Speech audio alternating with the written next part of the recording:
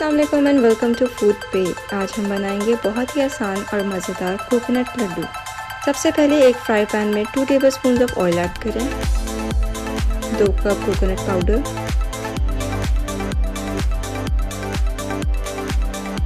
1 cup milk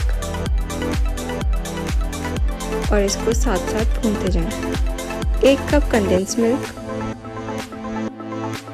ہلکی آنچ پہ 10 منٹ تک اس کو پکائیں۔ مکسچر کو ٹھنڈا ہونے کے لیے 10 منٹ کے لیے سائڈ پہ رکھ دیں۔ اب ہاتھ کی مدد سے کوکونٹ مکسچر کو لڈو کی شیپ دے دیں۔ کوکونٹ لڈو کے اوپر بادام اور پستہ لگا لیں۔